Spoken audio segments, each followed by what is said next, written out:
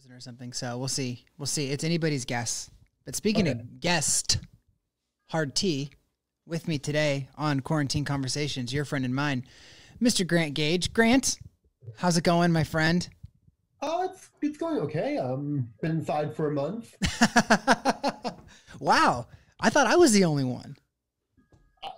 Who knew? Who knew? How has it been being inside for a whole month? It has not been terrible. Yeah. I will say I've been doing about 30. My beginning of the quarantine, I was on Zoom calls for about 40 hours a week. Oh my goodness. Got down to about 20 hours a week on Zoom calls. So Megan's about 20 hours a week as well. So it's brutal. Yeah, it's all those group projects. Yep. Do you have blue light glasses to block out the haters? Blue light glasses? Yeah, so I have the pair right here. They like block out blue lights so you don't get like... There's a filter in my laptop where I can like turn it on. It can like dims the screen Ooh, and makes it more... That is technology, my friend. Man, they have it on the phone too. It's like night mode. Oh, yeah. Okay. It's not like That's good. Dark mode, but like night mode, and gives it like an orange tint. Helps your eyes. Yes. That's good.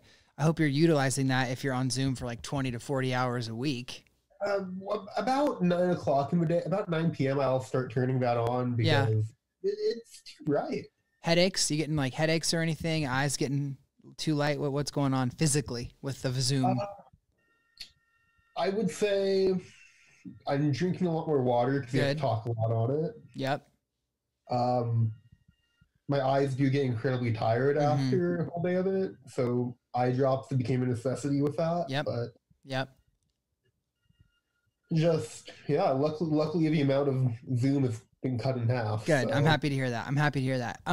So I have some specific questions for you, Grant, but I do want to ask generally, how have you been? Like, what has this season been like for you? I know you said you've been home for a month. What's been going on? Like, what have I been doing, or just like how has your heart been? How's your soul been in this whole time? You know. Got it. This whole thing is not the worst thing in the world. I'm genuinely not here worried about anything. This is, I honestly don't mind staying home. Yeah. I kind of enjoy it. While like, I don't want to diminish the fact that like, this is a serious disease going around. Totally. It is. The effects of quarantine, I have not been affected really like emotionally or spiritually by it because what do we have to worry about? That's good. Like we're just stuck inside. There's nothing to worry about. Like, at least for me personally. Yeah. My grandmother is on a stricter quarantine up in Washington, and she lives in a nursing home. So, oh wow, huge. So we were worried initially there, but they have it pretty locked down within the community there. Yeah. So she would be my biggest worry. Right. And I like what you said though. Like what do we have to worry about? I think that's wise. I think that's probably where a lot of our students are at. Like you've been hearing on the news and from us, like, this is so scary. This is so hard. And I'm sure there's some students like, what do I have to worry about? And it's good to hear that you're just kind of like, going with the flow, seeing what happens. Well, when I was back in high school, I spent a lot of my, at least my underclassmen years at my home inside, not going out hanging out with friends. So it's kind of a callback for that. Like in a TV show or like in Star Wars where they play like Duel of the Fates every once in a while. It's like a callback. That's awesome. It kind of is. And I'm kind of like, dang, this is how I used to spend a lot of my years in my first few years in high school. So yeah, it's kind of like taking me back to that. I don't hate it. Yeah. I don't like it. I still want to go hang out with my friends. I still want to be outside. Yeah. But it's not like a situation that I'm ultra worried about. Yeah. So I'm wondering, how have you been fighting against isolation then? Since I hear that you want to be outside and I'm the same way. So what have you been doing to fight against that stuff? Easily group projects each week gets me sick enough of people by the end of it. I hear that. Zoom calls with my friends on weekends. Like on a Sunday, get on Zoom after like lunchtime or something, hang out, talk for a few hours. Nice. genuinely enjoy that. Yeah. I don't feel that isolated here. That's I good. still, but I still feel like I'm missing part of the connections that form when you meet in person with people. Totally. And I totally hear that. That's the thesis. You summed it up really, really well. We're all missing connection. Totally.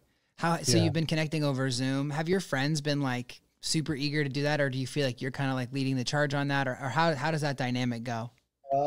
Well, the first time we did it, it was a friend's Oh, birthday. cool. So we got up, we met for more than a few hours.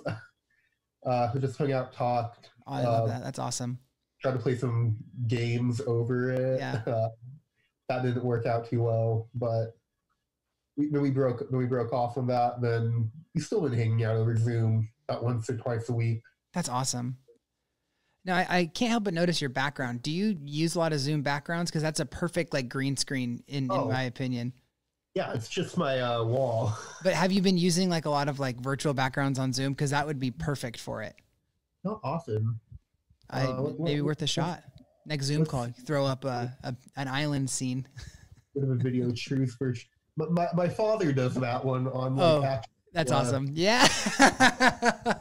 like his actual Zoom calls at work. Island time, baby. That's awesome. That's really funny. That's gonna be the thumbnail. Trust me.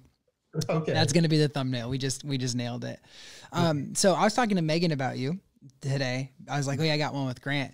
And she was on one of the first virtual crossroads we were doing, and we did show and tell, and you held up your sash, remember?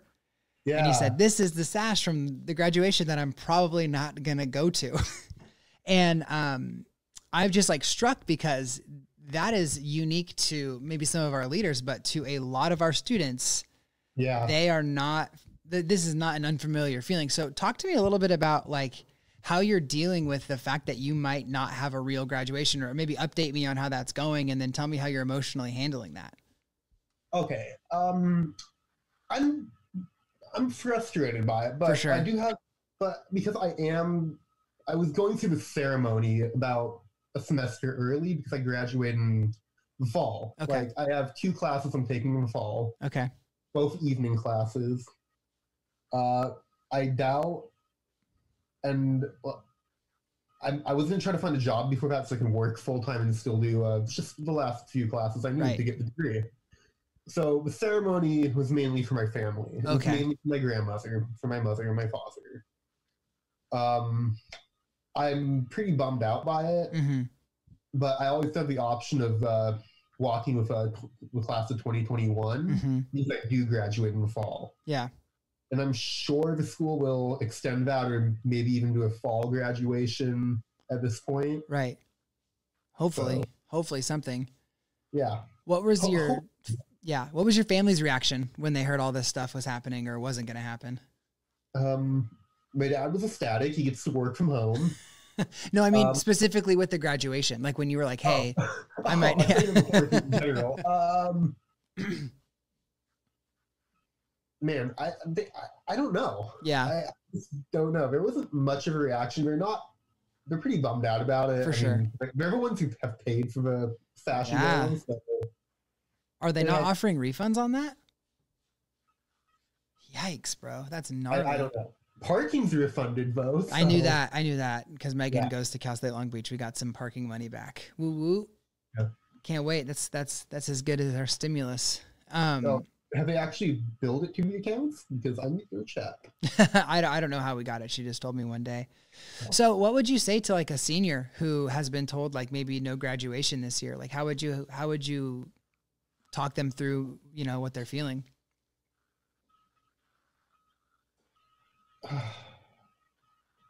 It's not the end of the world, but it is. I mean, I don't know. My situation's pretty different from theirs. Right. I still have the option of going back in a year to do this. So for me, it's not like that. But for them, it's kind of like over, done, out the door. Man, if you were looking forward to it, man, I'm incredibly sorry. When this quarantine is over, get together with your friends. get together with your family, throw a graduation party. That's real creative. I like that. Fun. The graduation is a photo op for your parents typically. When you celebrate with your friends, enjoy that time, and do that in the summer. It'll be just as enjoyable, I promise. That's great. I like that. That's great advice. That's really creative too. Way to make lemonade out of the lemons that we're getting in this situation. I mean, because for me, graduation is a photo op for family and parents. Right. But the time spent with your friends after graduation to me isn't the highlight of it. Even though grad night I was not a big fan of when I was in high school, the time spent with my friends still made it worth it. It's the connection. It's exactly what you're talking about. The connection is the most important thing. So find a way to still connect with your friends, even though you can't have a graduation ceremony. Yeah, that's huge. Especially before you all scatter throughout the country. Totally, yeah. And that's great advice, just to like replicate that, because that's easy. You can do that in a backyard, you know, gather 20, 30 people when it's okay, of course, not right now. We're not saying do it right now. Yeah. Have a small bonfire and just... Exactly. Tell stories. That's great. That's great. That sounds better than a regular graduation, in my opinion. And I've been to many, both as a graduate and as a spectator. That's really creative. I like that a lot. Well, Grant, what's the thing you miss most about the outside world besides your friends? Oh man. So there's this burrito shop about 4 blocks down from my house. At 23rd and Alma, there's this guy called Humberto Ragosa. He makes chorizo. Oh my gosh. Oh, the Tory Man. Incredibly good. Great burritos. He closed down during quarantine. Sad. He's not closed for good. Not for good. Just he has a new child at home. A young child at home. Doesn't want to bring that home. Yeah, for sure.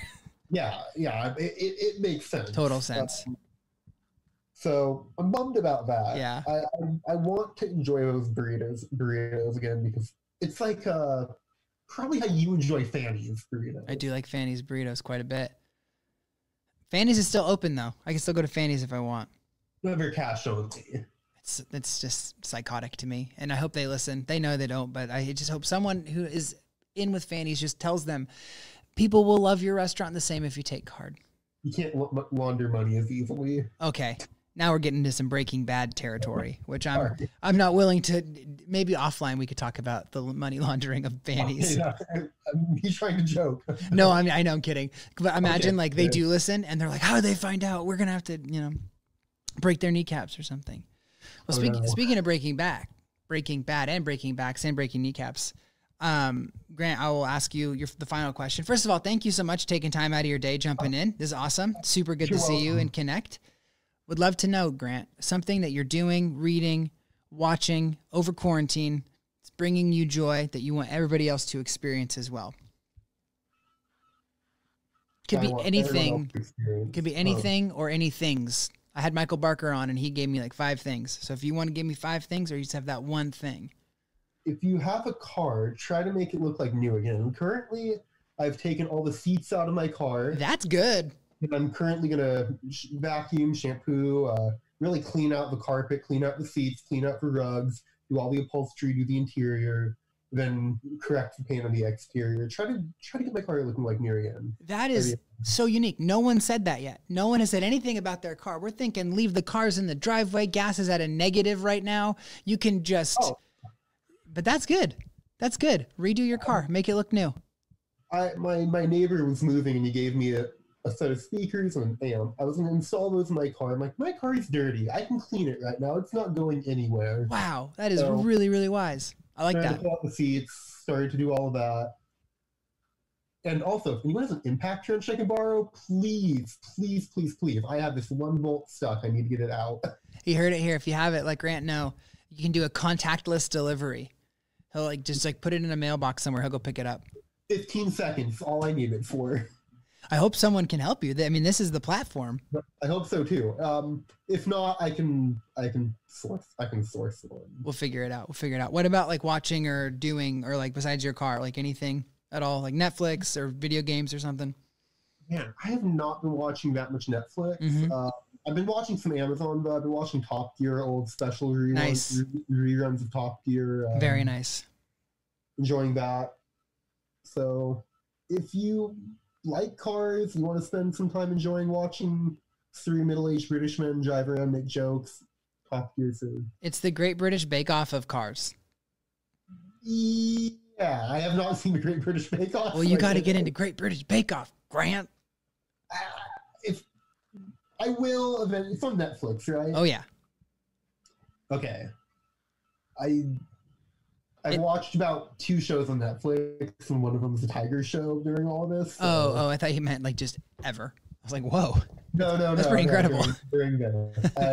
I've not been watching a lot of TV. That's good. Trying to just finish out the year, however that looks and stuff like that. Yeah. No, I'm focusing on group projects. That sounds like it, man. Well, dude, thanks so much for jumping in and chatting. It's good to see you. Miss your face. Miss seeing you every Wednesday and Sunday and stuff. But you know what? In 150 years when we're all back, it'll be good to see you, Grant. Oh, yeah. 150 more years. 150 more years. Good to see you, man. Have a good one. You as well. Bye. Bye.